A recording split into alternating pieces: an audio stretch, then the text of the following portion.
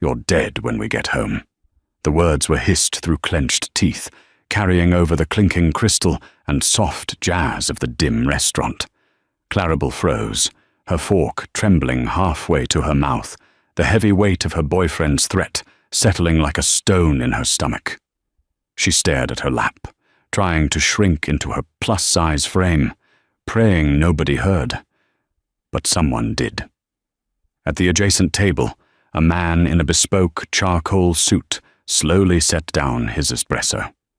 Sincere Vaughan didn't tolerate disrespect in his city, and he certainly didn't tolerate cowards. Soft candlelight flickered against the polished mahogany tables of Valenti's, Chicago's most exclusive Italian dining room. The air was thick with the scent of roasted garlic, rich truffles, and expensive burgundy. For most patrons, the ambiance was a backdrop for romance or high-stakes business. For 26-year-old Claribel, it was a beautifully decorated hell. She shifted uncomfortably in her emerald green wrap dress. She had spent 2 weeks' salary on it, hoping the deep color and heavy silk would complement her soft, full figure. She was a big girl, thick thighs, broad hips, and a generous bust, and she had spent her entire life navigating a world that demanded women be small. Derek, her boyfriend of 3 years, was usually the loudest voice making those demands. Tonight was supposed to be their anniversary dinner, a rare treat that Claribel had secretly hoped would be a turning point. Instead, it was just another stage for his cruelty. "Are you really going to eat all of that?" Derek asked, his voice a low, mocking drawl. He gestured with his wineglass toward the plate of wild mushroom risotto resting in front of her. He was conventionally handsome, with styled blonde hair and a sharp jawline, but his eyes were entirely devoid of warmth. Claribel's cheeks burned. The restaurant was crowded, and she felt the phantom sting of 100 eyes on her, even though no one was actually looking. It's my main course, Derek. I haven't eaten since breakfast." "And it shows," he muttered, taking a sip of his Cabernet. "I told you to order the sea bass. It's light. But no, you have to embarrass me by gorging yourself on carbs in front of half my firm's partners. Look at you. You're spilling out of that dress." Tears pricked the corners of Claribel's eyes, but she blinked them back furiously. She was used to this, the insidious chipping away of her self-esteem, the quiet remarks in public, the explosive rages in the private. She stared down at the risotto, her appetite completely gone. She wanted to disappear, to fold into herself, until she vanished. "I'm sorry," she whispered, her voice barely audible over the low hum of the restaurant. "You will be," Derek snapped. He leaned closer, his features twisting into an ugly sneer. His hand darted under the heavy linen tablecloth, his fingers clamping down on her thick thigh with a vicious, bruising grip. Claribel gasped, her eyes widening in shock and pain. "Derek, please, you're hurting me," she breathed, terrified of making a scene. It was then that he leaned in, his mouth inches from her ear, his breath hot and smelling of sour wine. "You're dead when we get home. I'm going to teach you how to behave, you fat, useless cow." The words hung in the air between them, a promise of violence that made Claribel's blood run cold. She knew what happened when they got home. She knew the closed doors, the shoved shoulders, the terrifying isolation of their shared apartment. Her fork trembled in her hand, clattering noisily against the edge of her porcelain plate. At the table directly to their right, separated only by a low divider of imported ferns, the atmosphere shifted. Sincere Vaughan had been enjoying a rare moment of peace. At 34, he was the undisputed head of the Vaughan Syndicate, a man who controlled the city's underground with a cold, terrifying efficiency. He was striking, tall, broad-shouldered, with raven-black hair and eyes the color of a stormy ocean. A faint, silver scar cut through his left eyebrow, a testament to a life built on brutality. He was dining alone, flanked only by his two most trusted enforcers, Enzo and Matteo, who sat at a discreet table near the exit. Sincere had been ignoring the couple next to him until he heard the distinct, sharp sound of a man threatening a woman. His acute hearing, honed by years of surviving assassination attempts and betrayals, picked up the hissed words over the jazz music. "You're dead when we get home." Sincere slowly lowered his espresso cup. The delicate china clinked softly against the saucer. He turned his head, his dark gaze locking onto the adjacent table. He saw the way the blonde man was gripping the woman under the table, the subtle, violent tension in his arm. And then he looked at her. She was weeping silently, her dark hair falling in soft waves around a face that Sincere instantly found captivating. She wasn't skin and bones like the socialites who usually threw themselves at him. She was lush, curved, and inherently beautiful, but her eyes held the terror of a trapped animal. Sincere felt a sudden, foreign flare of absolute rage ignite in his chest. He was a ruthless man, a criminal, a killer, but he had a strict, unbreakable code. Women and children were untouchable, and cowards who used fear to control them were his favorite kind of prey. Without a word, Sincere stood up. He was an imposing figure, radiating an aura of dark, unyielding power. The bespoke charcoal suit clung to his muscular frame, and the heavy gold watch on his wrist caught the candlelight. As he moved, the entire restaurant seemed to subconsciously hold its breath. Waiters paused mid-step. Sincere stepped around the fern divider and stopped directly behind Derek's chair. Derek, oblivious to the shift in the room's temperature, was still glaring at Clarabelle. "Wipe your face!" he hissed. "You're making a spectacle." "I believe," a deep, gravelly voice echoed from above. "The only spectacle here is you." Derek whipped his head around, annoyed, his mouth opening to snap a retort. The words died in his throat.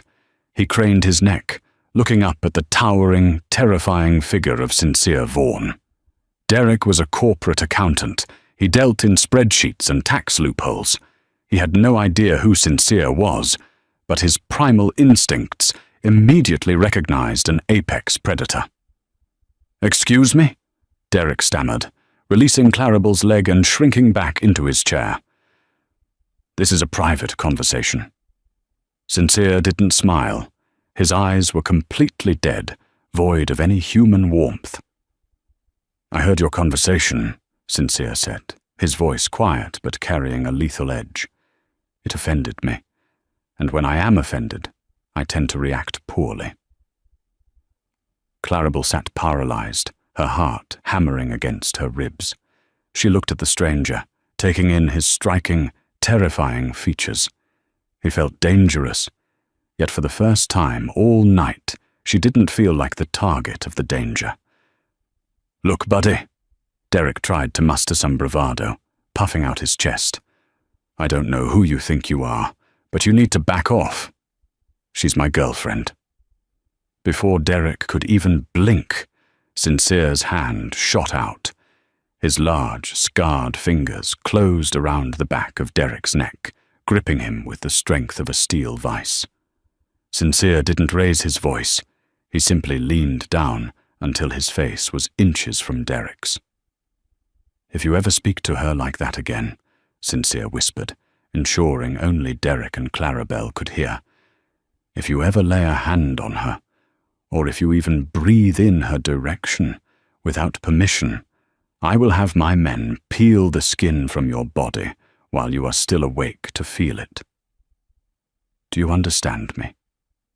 Derek turned an ashen shade of grey. Sweat beaded on his forehead. He tried to nod, but Sincere's grip held his head rigid. From the corner of his eye, Sincere noticed Enzo and Matteo had quietly approached, standing just behind him, their hands casually resting inside their suit jackets. The implicit threat of firearms was clear to anyone paying attention. "Get out," Sincere commanded softly, releasing Derek and wiping his hand on a linen napkin as if he had just touched something foul. "Leave the city tonight.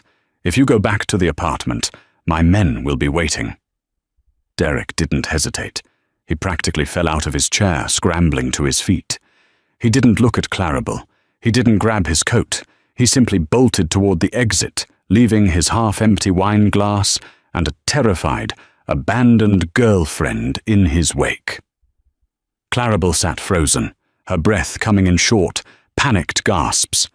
The restaurant slowly resumed its chatter, though the waiters maintained a wide, respectful berth around the table. Sincere turned his attention to Clarabel, his cold, hardened expression instantly softening. "May I sit down?" he asked, his voice entirely different now, smooth, polite, and surprisingly gentle. Clarabel, trembling, could only manage a tiny nod. The Mafia boss pulled out Derek's vacated chair and sat across from her, his dark eyes studying her flushed, tear-stained face. The silence stretching between them was heavy, filled with the lingering adrenaline of the confrontation. Clarabel clutched her linen napkin in her lap, her knuckles white. She felt entirely out of her depth. The man sitting across from her exuded money, power, and a lethal kind of grace. He was the kind of man who belonged on the cover of a magazine, or perhaps a wanted poster. "You're shaking," Sincere observed, his gaze dropping to her trembling hands. He left," Clarabel whispered, the reality of the situation finally crashing over her. "Derek just left me here. A rat flees when it smells smoke," Sincere said calmly. He signaled a waiter with a subtle lift of his chin. The maitre d' practically materialized at the table, bowing slightly. "Mr. Vaughan, sir. Is everything to your satisfaction?" the maitre d' asked nervously. Vaughan. Clarabel recognized the name from the local news, whispered rumors in coffee shops, the kind of name you didn't say too loudly. Sincere Vaughan. She was sitting across from the head of the Chicago mob. Her breath hitched, a new kind of terror warring with the strange sense of safety he had just provided. "The young lady's meal is cold," Sincere said, not breaking eye contact with Clarabel. "Take it away. Bring her a fresh plate, the bone-in ribeye, medium rare, truffle mash, and the molten chocolate cake for dessert." "Right away, Mr. Vaughan." The waiter cleared the rejected risotto and vanished. I can't eat all that," Clarabel stammered, her old insecurities flaring up immediately. She instinctively crossed her arms over her chest, trying to hide her heavy curves. "I shouldn't." Sincere leaned forward, resting his elbows on the table. He reached out, his warm, rough fingertips gently brushing against her wrist, prompting her to uncross her arms. "You will eat whatever you desire, whenever you desire it," he said, his voice a low, commanding rumble. "Do not let a weak man dictate the space you take up in this world. You are beautiful. You require sustenance to maintain that beauty." Clarabel stared at him, stunned.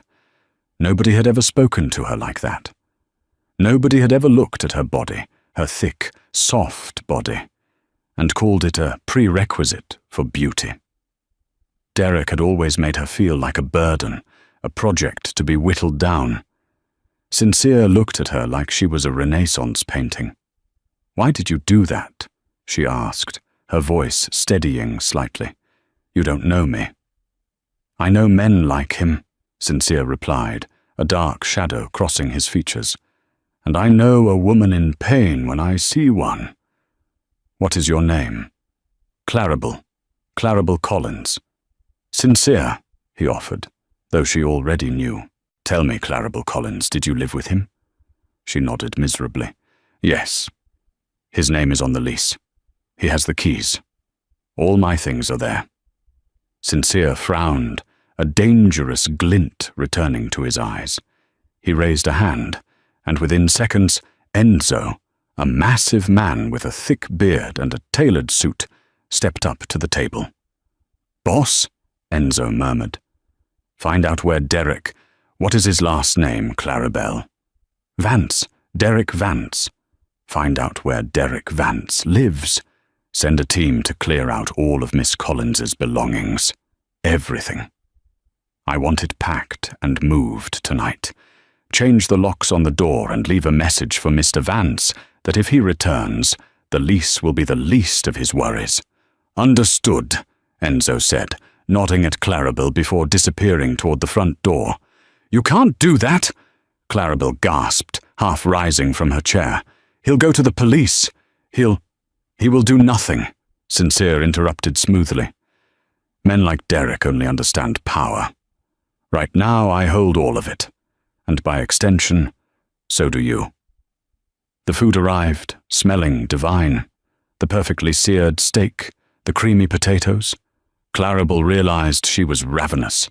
The constant anxiety of dining with Derek had kept her starved, both physically and emotionally. Hesitantly, she took a bite. It was incredible. She closed her eyes, letting out a soft sigh of appreciation. When she opened them, Sincere was watching her intently, a primal, undeniable heat in his gaze. It made her flush all over again. But this time, it wasn't from shame. It was from desire.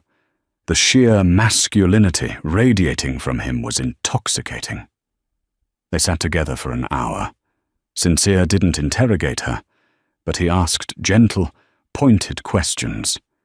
He learned she worked as an archivist at the city library, that she loved old books, and that she had been orphaned in her early 20s, leaving her with a modest inheritance that Derek had generously offered to manage. At the mention of her finances, Sincere's jaw tightened, but he said nothing to alarm her. "It's late," Sincere finally said, standing up and dropping a thick stack of $100 bills on the table, far more than the meal cost. "My men are securing your belongings, but your apartment is compromised. You will come with me." "Come with you?" Clarabelle hesitated.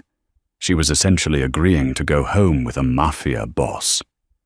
The rational part of her brain screamed that she was jumping from the frying pan into an inferno. But looking at Sincere, seeing the steadfast protection in his posture, her intuition told a different story. "I own a secure penthouse at the top of the Grand Hotel," Sincere explained, stepping around the table to pull her chair out. He offered her his arm. "You will have your own suite. You will be perfectly safe. Tomorrow, we will sort out the rest of your life. But tonight, you need to rest without looking over your shoulder." Clarabelle looked at his offered arm. It was thick, corded with muscle beneath the wool suit.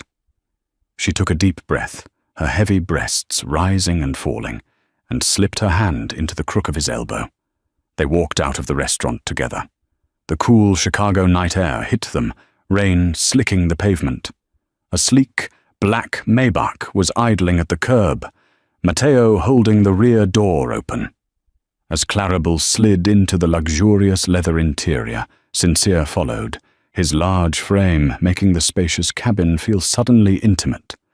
The car pulled away from the curb, gliding seamlessly into the city traffic. Clarabelle looked out the tinted window at the blurring city lights. She felt entirely unmoored, as if the life she had known had been severed in a single, violent stroke. She glanced at Sincere. He was staring straight ahead, his profile sharp and unyielding in the passing streetlights. "You don't have to do this," she whispered into the quiet hum of the car. "I'm just a stranger. I'm nobody." Sincere turned his head, his eyes locking onto hers with an intensity that stole the breath from her lungs. "You are not a stranger anymore, Clarabelle, and in my world, there is no such thing as a coincidence. You were placed in my path for a reason."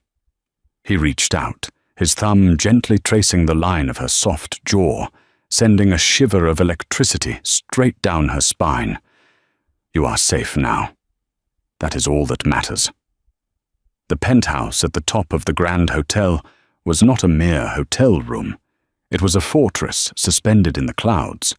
Floor-to-ceiling windows offered a panoramic view of the glittering Chicago skyline, while the interior was a masterpiece of dark woods, brushed steel, and opulent leather.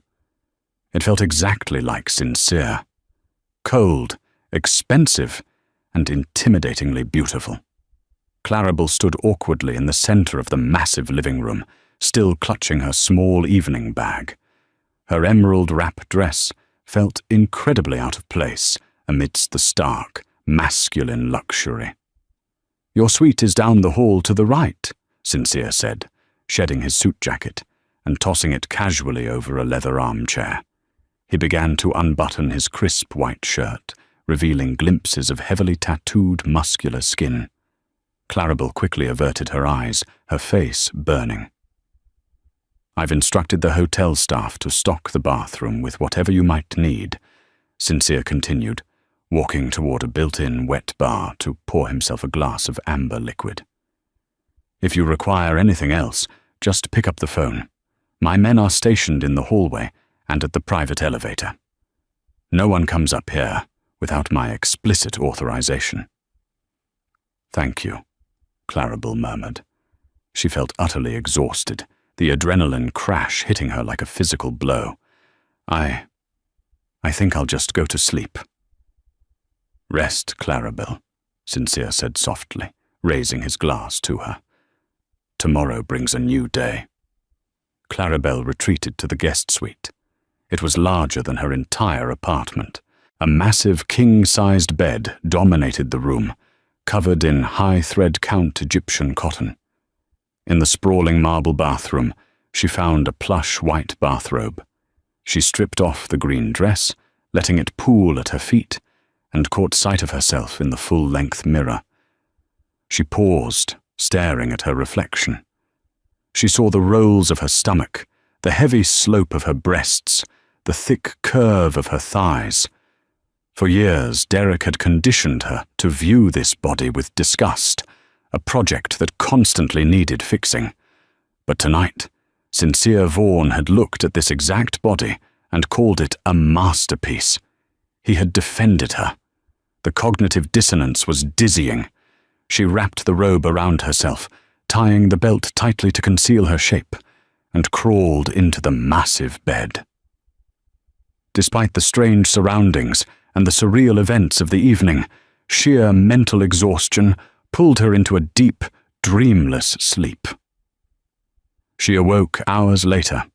The room was bathed in the pale grey light of early morning. Claribel sat up, momentarily disoriented. The events of the previous night rushed back, and she threw off the covers. She needed water.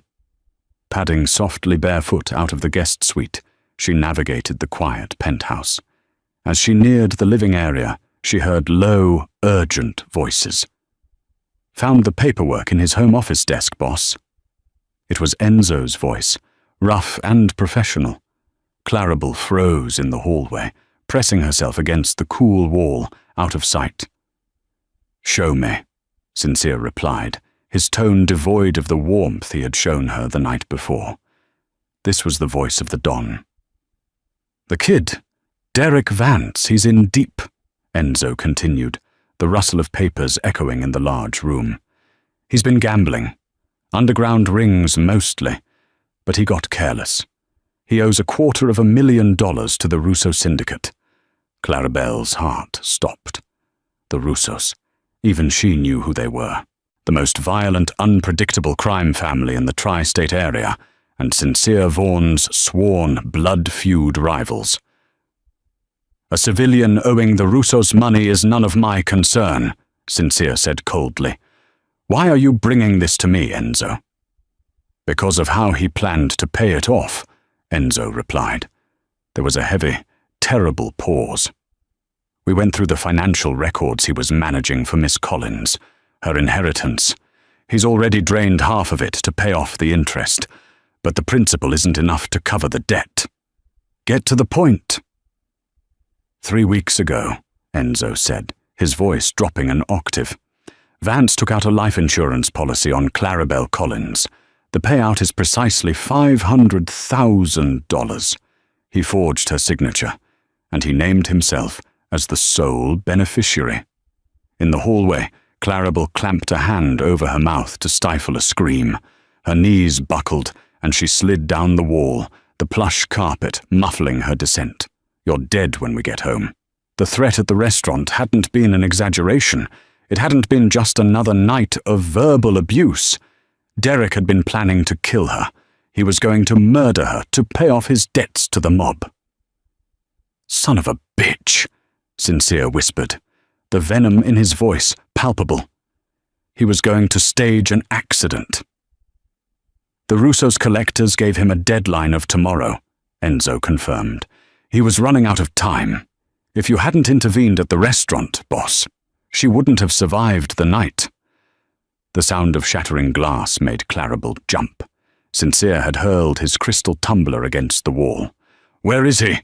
Sincere roared, a terrifying explosion of violence that shook the penthouse.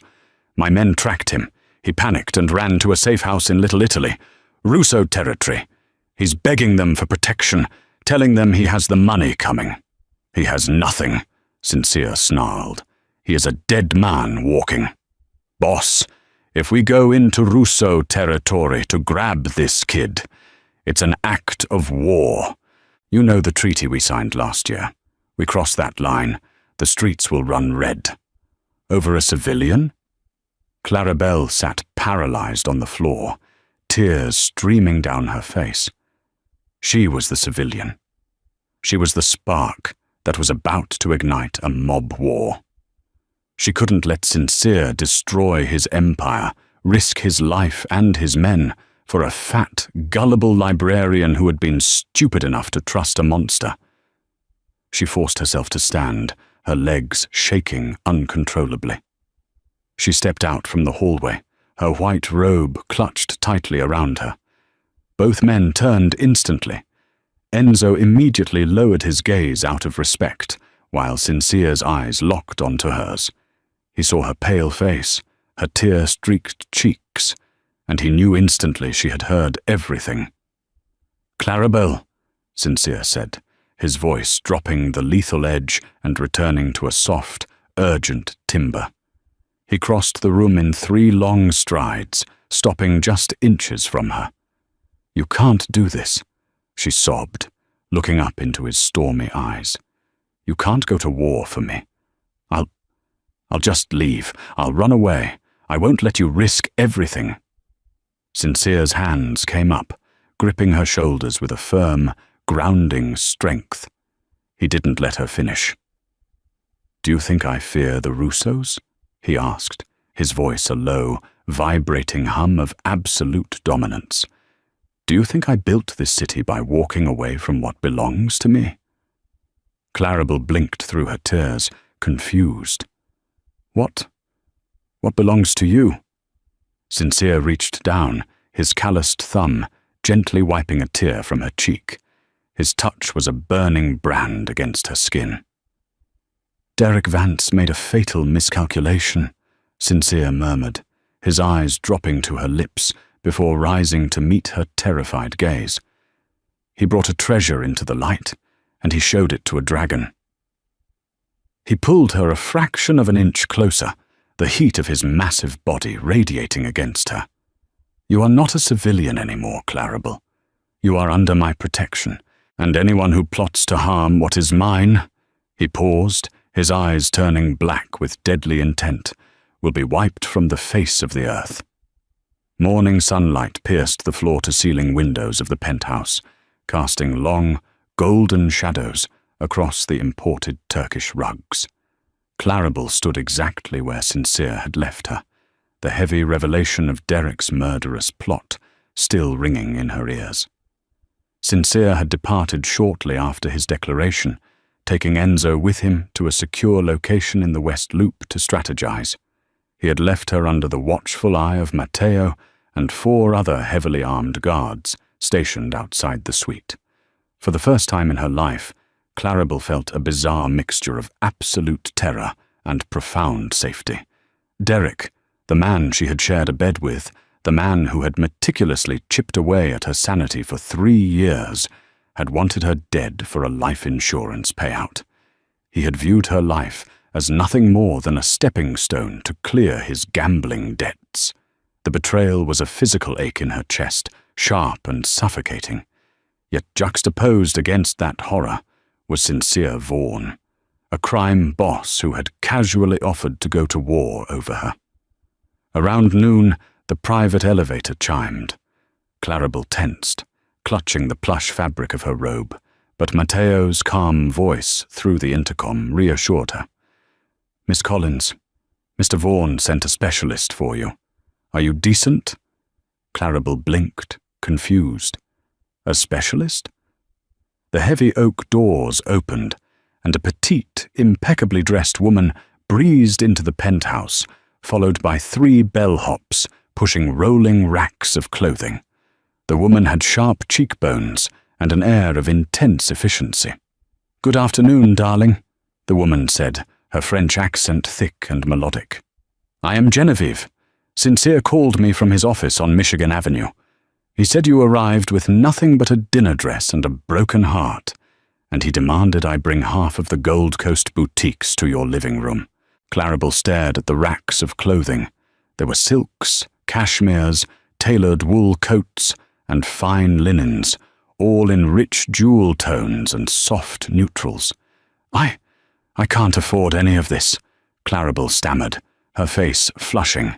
"I don't have my wallet, and even if I did—" "Sincere handles the accounts, my dear." Genevieve waved a manicured hand dismissively. She stepped closer, her keen eyes sweeping over Claribel's robust, curvy frame. Unlike the salespeople in high-end department stores, who usually looked at Claribel with thinly veiled disdain, Genevieve's eyes lit up with genuine artistic appreciation. "Oh, you are glorious. A true classic silhouette. That boy you were with must have been blind, yes?" For the next 3 hours, the penthouse transformed into a private fitting room. Genevieve didn't try to hide Claribel's body behind baggy, shapeless tents. Instead, she selected garments that cinched at Claribel's waist, flared beautifully over her wide hips, and tastefully accentuated her heavy breasts. There was a pair of tailored, high-waisted, wide-leg trousers that made her legs look miles long, paired with a soft, ivory silk blouse. There was a stunning wrap-style cashmere sweater in deep plum that felt like a warm embrace. "You see?" Genevieve said, turning Claribel toward the massive gilded mirror in the hallway. "You are not meant to be small, Claribel. You are meant to take up space beautifully." Tears pricked Claribel's eyes again, but this time they were born of a strange, fragile hope. She looked at her reflection. She looked expensive. She looked powerful. She looked like a woman who belonged in a penthouse overlooking Lakeshore Drive, not a woman cowering in a cramped apartment. When Sincere returned, just as the sun began to dip below the horizon, the atmosphere in the room shifted instantly. The air crackled with his magnetic, dangerous energy. He shrugged off his suit jacket, rolling up the sleeves of his black dress shirt, revealing the intricate ink that crawled up his forearms. He stopped dead in his tracks when he saw her. Claribel was wearing a simple, elegant, navy blue wrap dress Genevieve had insisted she keep on. The fabric clung to her curves in all the right places, the deep V-neck highlighting her décolletage. She nervously smoothed her hands over her stomach, a leftover habit from years of Derek's cruel commentary. Sincere crossed the room slowly, his eyes dark and dilated. The intensity of his stare pinned her to the floor. He didn't speak until he was standing mere inches from her, the scent of bergamot and danger wrapping around her senses. "Stop that," he murmured, his large hand reaching out to gently pull her hands away from her stomach. He laced his fingers through hers. "Never hide yourself from me. You are absolute perfection." "Sincere," she breathed, her heart hammering a frantic rhythm against her ribs. "You shouldn't have bought all this. It's too much." "Nothing is too much," he replied, his voice a gravelly whisper. He lifted his free hand, his knuckles brushing against her flushed cheek. "I told you, you are mine to protect now. And I take care of what is mine." Before Clarabelle could process the possessive weight of his words, the heavy oak door of the penthouse swung open. Enzo strode in, his expression grim. He didn't apologize for the interruption. In their world, bad news waited for no romance. "Boss," Enzo said, his voice tight, "we have a massive problem, and it's not just the kid." Sincere didn't step away from Clarabelle, but his posture instantly rigidified into that of a general preparing for battle. "Speak." "Dominic Russo just reached out," Enzo stated, handing Sincere an encrypted burner phone. "He has Derek, but he doesn't care about the $250,000 debt anymore. Dominic knows you took the girl. He knows you intervened." "And?" Sincere prompted, his jaw ticking. "Dominic isn't demanding the money." Enzo swallowed hard. "He's demanding a trade. He says Derek offered him something far more valuable than cash to clear his debt. Derek offered him the logistical shipping routes through Navy Pier." "Our routes, boss." Sincere's eyes narrowed into dangerous, lethal slits. "Derek is a civilian accountant. He has no access to my shipping routes." "That's the twist," Enzo said, glancing nervously at Clarabelle before looking back at his boss. "Derek told Dominic he's been sleeping with the enemy. He claims he has an inside source in our syndicate, someone high up, someone who gave Derek the operational codes to hand over to the Russos."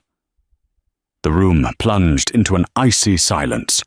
A mole, the most dangerous, devastating threat to any organized crime family, wasn't a rival gang. It was rot from the inside. "Who?" Sincere demanded softly, the quietness of his voice far more terrifying than a shout. "Dominic wouldn't say, but he wants a sit-down, tomorrow night, midnight, at the abandoned rail yards near the south side. He said if you don't show up to negotiate the transfer of the pier routes, he will send Derek's inside man to finish the job on Miss Collins." Clarabelle gasped, her hand flying to her chest.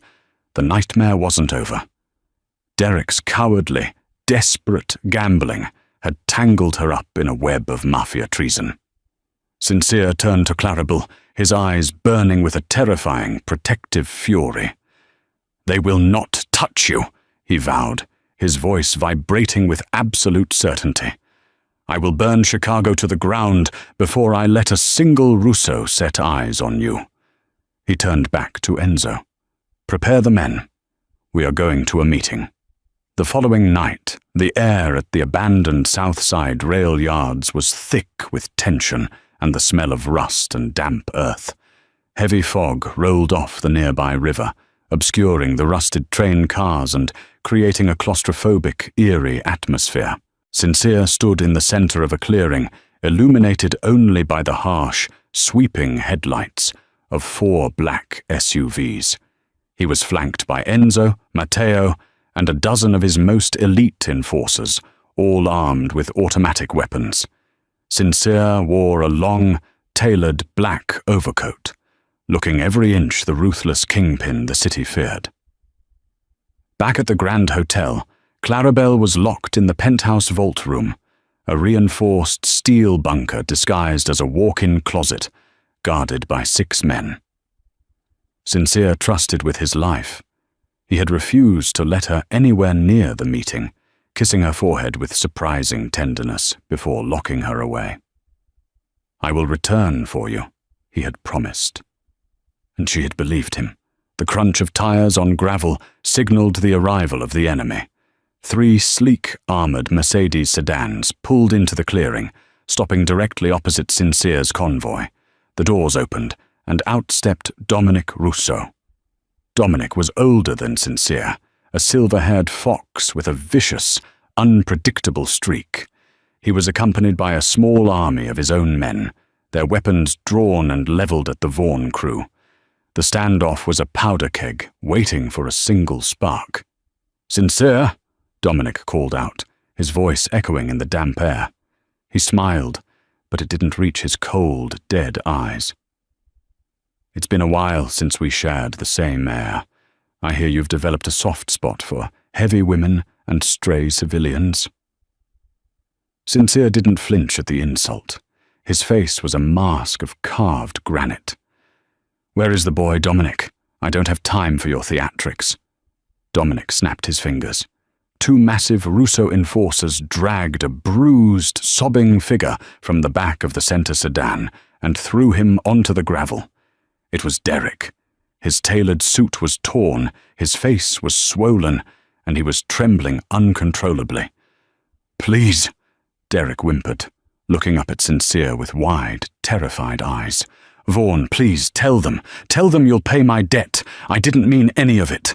Sincere looked down at the man who had tormented Clarabel, who had planned to murder her for a payout, and felt absolutely nothing but disgust. "You are a worm, Derek. You aren't worth the dirt you are bleeding on." "He might be a worm," Dominic laughed, stepping forward. "But he is a very useful worm. He told me quite a story, Sincere. He told me that your trusted accountant, Arthur Pendleton, has a terrible gambling habit of his own, a habit that Derek discovered and used to blackmail Arthur into handing over the shipping manifests and security rotations for Navy Pier." Sincere's jaw clenched so hard his teeth ached. Arthur Pendleton, the man had been with his father's crew for 20 years. If Arthur had flipped, the Vaughan Syndicate's entire infrastructure was compromised.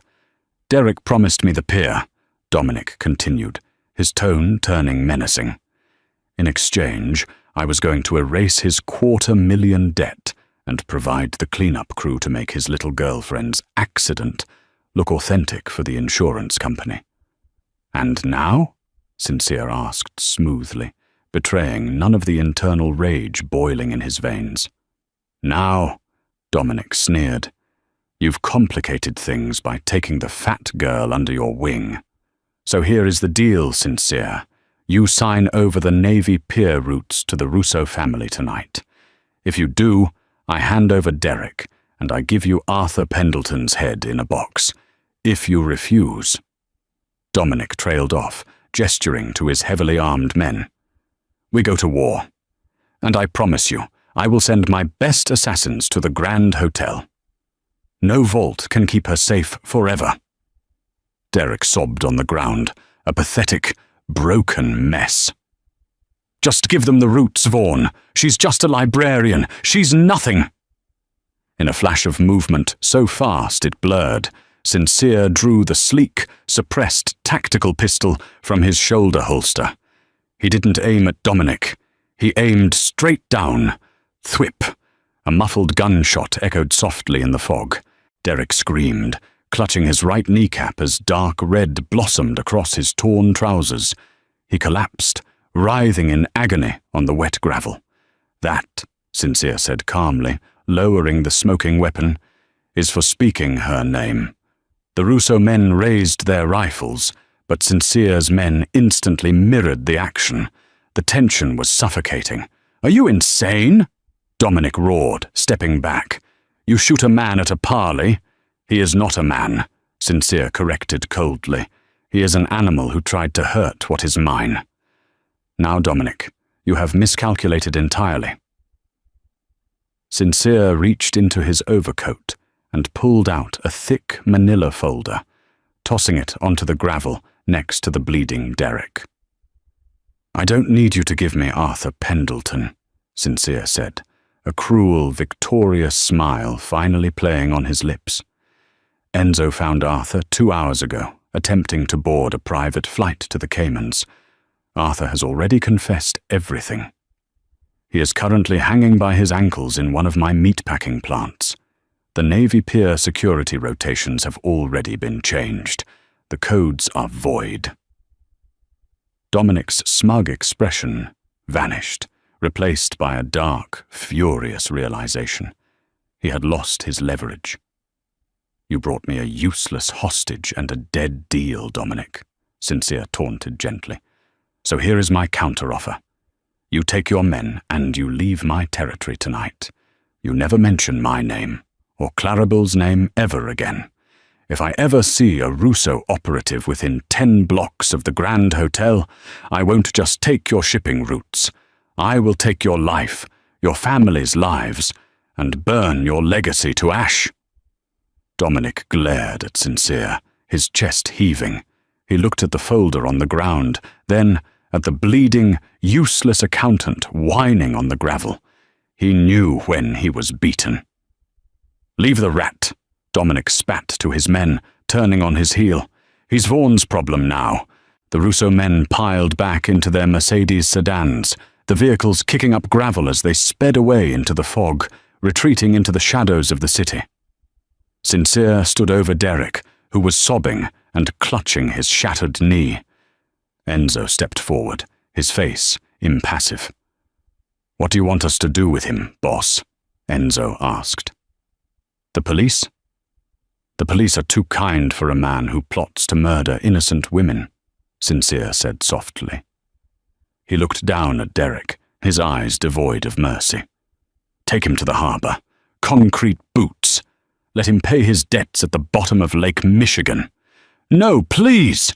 Derek screamed, as Matteo and another enforcer hauled him up by his armpits, dragging him toward the back of an SUV. "Clarabelle wouldn't want this. She's too nice. She'll hate you for this." Sincere turned his back, ignoring the desperate pleas fading into the fog. He looked up at the hazy Chicago skyline. Derek was wrong. Clarabelle didn't need to know the violent mechanics of his world, but she would never have to fear the monsters in it ever again, because she belonged to the biggest monster of them all, and he was finally going home to her. Midnight crept over the Chicago skyline, casting long, fractured reflections of neon across the dark waters of Lake Michigan. Inside the reinforced steel walls of the penthouse vault, Clarabelle sat on a plush velvet ottoman, her knees pulled to her chest. The silence in the room was absolute, a stark contrast to the chaotic storm raging in her mind. Genevieve's beautiful navy dress felt heavy against her skin now.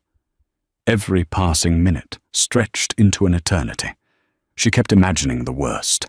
Gunfire in the fog, Sincere bleeding out on the cold ground, Dominic Russo's men breaking down the penthouse doors to finish what Derek had started. Then, the heavy metallic thud of the vault's locking mechanism echoed through the small space. Clarabelle scrambled to her feet, her heart pounding against her ribs like a trapped bird. The thick steel door swung outward, revealing the dimly lit master bedroom. Standing in the threshold was Sincere. He looked exhausted. His black overcoat was damp with the night's heavy fog, and a stray lock of raven hair fell across his forehead, partially obscuring the silver scar through his eyebrow. But he was whole. He was alive. "Sincere," she gasped, closing the distance between them before her rational mind could stop her. She practically threw herself into his massive chest, her arms wrapping tightly around his waist. Sincere let out a breath he seemed to have been holding since he left the South Side rail yards. His strong arms enveloped her instantly, pulling her lush, curved body flush against his. He buried his face in the soft crook of her neck, inhaling the sweet scent of vanilla and jasmine that belonged entirely to her. For a man who lived a life bathed in adrenaline and calculated cruelty, the warmth of this woman was an intoxicating drug. "I told you I would return," he murmured against her skin, his gravelly voice vibrating through her. "You are safe, Mea Luz. It is done." Clarabelle pulled back just enough to look up into his stormy, dark eyes. "What happened? Where is Derek?" Sincere reached up, his rough, calloused fingers gently smoothing a stray curl behind her ear. He didn't want to bring the grime of the harbor into this pristine sanctuary, but he refused to lie to her. Derek will never walk the streets of this city again. He is no longer your concern. The Russos have retreated. The threat is entirely neutralized. He's dead, she whispered, her voice trembling, not with sorrow for the man who had tormented her, but with the sheer gravity of the violence surrounding her. He is paying his debts in a place where he cannot hurt anyone, Sincere answered carefully, leaning down to press a soft, lingering kiss to her forehead. Do not waste another tear on a coward who sought to extinguish your light. He is the past. We are the present. He stepped back, shrugging off his damp overcoat and tossing it onto a leather armchair. As he moved, Claribel noticed the tension radiating from his broad shoulders. He was a king who had just secured his kingdom, but the crown was incredibly heavy. "You're freezing," she said softly, her nurturing instincts overriding her residual fear. She reached out, her soft, plump hands resting against his chest, feeling the steady thrum of his heartbeat through the crisp fabric of his dress shirt. "Come sit down. Let me get you something." Sincere looked down at her hands, a profound sense of awe washing over him. In his world, hands only reached out to take, to harm, or to beg. Claribel's hands offered comfort. She was completely unguarded, her generous curves pressed against him without an ounce of the shame Derek had meticulously instilled in her. "I don't need anything but you," Sincere said, his voice dropping an octave, raw with a sudden, overwhelming hunger. He moved his hands to her waist, his thumbs tracing the flare of her wide hips through the silk dress. "Do you understand what you've done to me, Claribel? In 24 hours you have completely dismantled my sanity." Claribel's breath hitched.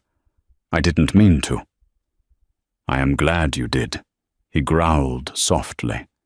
He leaned in, capturing her lips in a kiss that was entirely devoid of the polite restraint he had shown the night before.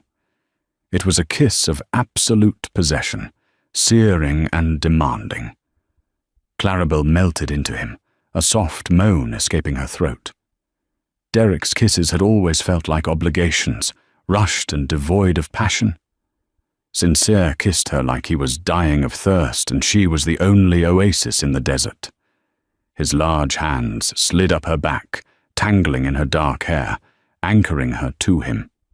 She felt the hard, sculpted muscle of his body pressing against her softness, a perfect, contrasting puzzle.